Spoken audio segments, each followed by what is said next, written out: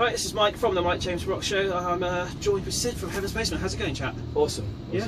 In the middle of quite a large venue tour for you guys. Yeah, it's great.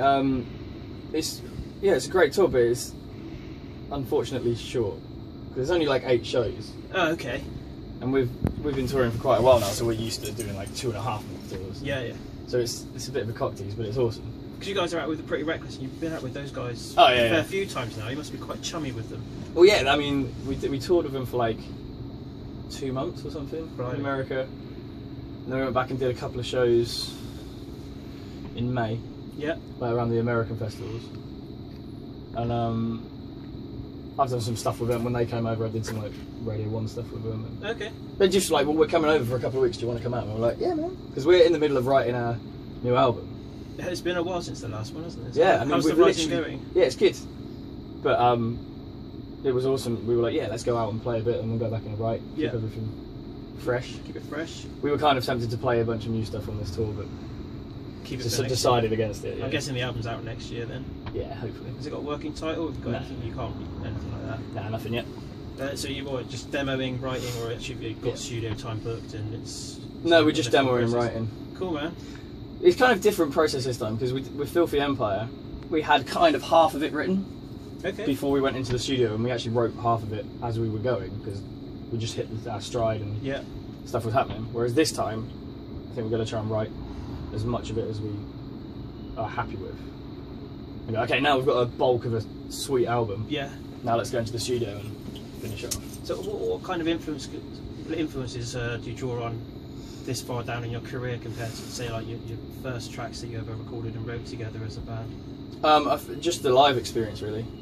Because when you first start out, you're writing songs that you imagine will be good live. Yeah. And then you tour for a couple of years, and then you know what is good live and what isn't live. Okay. So maybe that must seep in a bit. Do you tailor towards maybe like an American angle for some of the tracks that you know would work better over there than over here? No, God no. Because you really don't know what's going to happen. People that say they can predict what songs will do well in territories are lying. Do you know what I mean? You can't. Like, nobody thought that I'm Electric was going to be the single that Radio 1 pushed the most over here, and it was. So it was like, okay. Once that happened, I was like, we can just do whatever we want and don't worry about it, because I guess that's a good way to be, though, man. Yeah, a lot more freedom. Yeah, because that's how we did the first album. We didn't really care too much. We were let's do things we dig, and luckily the things we dig, other people also. Are you still going to be with Roadrun? Red Bull Records. Sorry, I knew it began with an R. Or was that just part of a one album deal? No, we're gonna do the next one with Red Bull Records. Okay. Yeah. Because they're quite new to the music scene in the last couple of years. They've kind of really helped progress smaller bands. Have you been noticing anything else like with other works going towards? Is it just yourselves, or is there other bands on their label that you I think they're doing great. I think they're probably the best record company in the world at the moment. But just because of their mentality. They're an indie label, so they just get bands in that they dig, and they go, do your thing and be the best at that. That's cool. And we've never really ever had any pressure from them. I remember interviewing you guys a couple of years ago, I think it was, and you'd just been out to some sort of ice thing where they'd be like all sorts of extreme sports like on ice, and you were playing live on national TV. Was it Oslo or somewhere like that? No, we did. There's a sport called Crashed Ice, and our song was. They chose our song as the official song of it, so we'd go and play the final. Yeah. It's just one of those insane, extreme sport things, but awesome. But they always are with Red Bull, I guess. Yeah, and I guess they extend the same mentality to music. Just, be badass and do your thing, and don't worry about selling out and doing anything. And that's why I think if there's going to be a change in the music scene, like a Sucker Punch, like a Nirvana, or like a Slipknot, or anything that throughout history that has happened. It will come from a label like those guys, because they're the ones that are willing to let bands just be. Yeah. So you have the full artistic and just go with it, and they're just happy to back you up. Yeah, at no point have we ever felt like there's some guy standing there going, no, don't do that.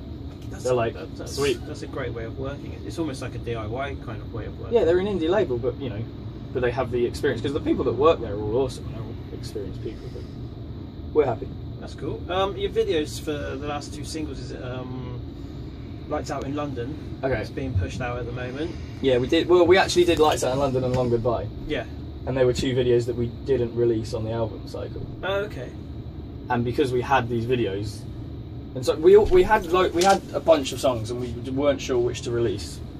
And because the songs we did release, like Fire Fire, I'm Electric, Nothing Left to Lose, had such long life. Yeah.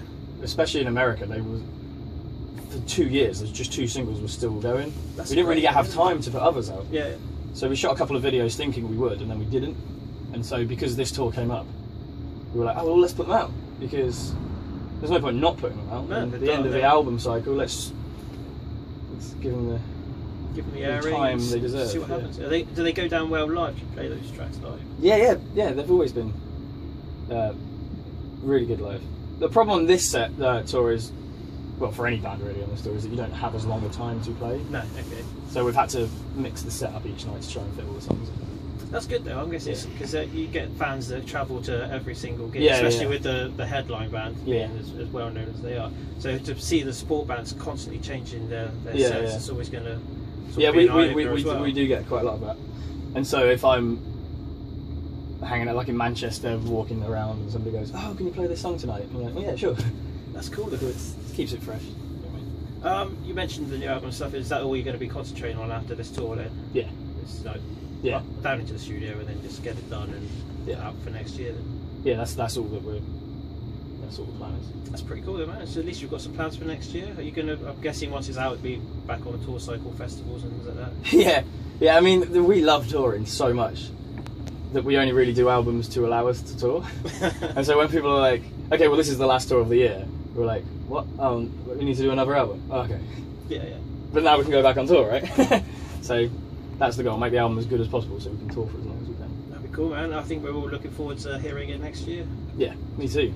Cool, man. Thanks for taking some time out to chat to us, man. It's been a pleasure. Thanks very much. Thanks, man. Cheers, man. Thank you.